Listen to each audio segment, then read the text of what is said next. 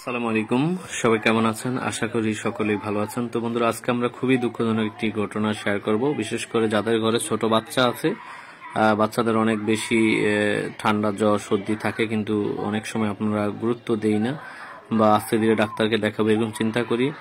বা অনেক সময় আমাদের যে সকল বাচ্চাদেরকে আমরা শুইয়ে অনেক সময় ফিটার বা দুধ খাওয়াই, সেই সকল বাচ্চাদের মায়েরা এবং তাদের গার্জিয়ানরা অবশ্যই ভিডিওটি দেখবেন এবং বেশি করে শেয়ার করে দিবেন।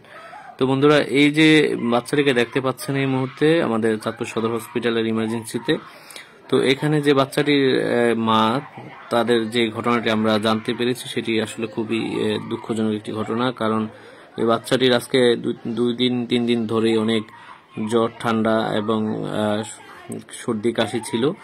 তো সেই জন্য তার চিকিৎসা অবশ্য চলছে, কিন্তু এর মধ্যে আজকে সকালবেলা বাচ্চাকে যখন বাচ্চার মা দুধ খাওয়াচ্ছিল বা ফিটার বা দুধ যেটাই হোক একটা বিষয় হবে, তো এর মধ্যেই বাচ্চাটি হঠাৎ করে খিঁচুনির মতো হয়ে যায়। তো এখন বাচ্চার মা বা তার গার্জিয়ানরা দ্রুত হাসপাতালে নিয়ে আসে।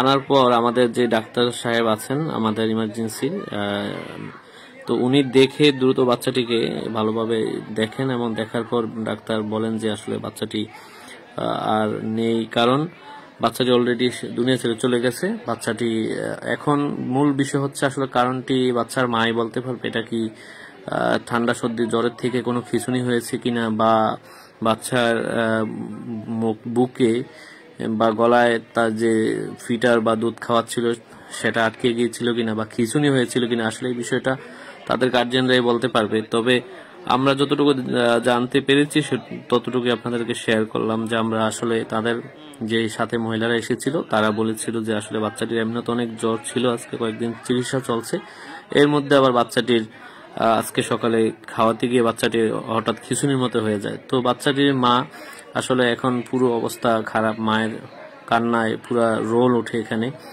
তো আমরা সবাই একটা বিষয় নিয়ে সতর্ক থাকবো, অবশ্যই বাচ্চাদেরকে যখনই খাওয়াবেন অবশ্যই একটু মাথা উঁচু করে বসিয়ে বা মাথা আপনার রানের উপরে রেখে বা হাতের উপরে রেখে একটু উঁচু করে মাথাটা দুধ ফিটার যেটাই খাওয়াবেন, তা না হলে আসলে বাচ্চাদের সাথে যে কোনো সময় এই ধরনের সমস্যা হতে পারে।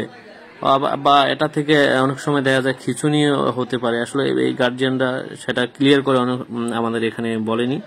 তারা বলেছিল যে জ্বর ঠান্ডার কাশ ছিল, কিন্তু আজকে সকালে এখন খাওয়াচ্ছিল, হঠাৎ করে বাচ্চাটি খিঁচুনির মতন খুব বেকাটেকা হয়ে যায় এবং মোরানি দিয়ে উঠে, তখনই তারা দ্রুত হাসপাতালে নিয়ে আসে। তো বন্ধুরা, বেশি করে শেয়ার করে দিবেন যেন সবাই বিষয় থেকে সতর্ক থাকবেন, সাবধান থাকবেন, যেন বাচ্চাদের যে কোনো সমস্যা দ্রুত হাসপাতালে নিয়ে আসা যায় এবং সতর্কতা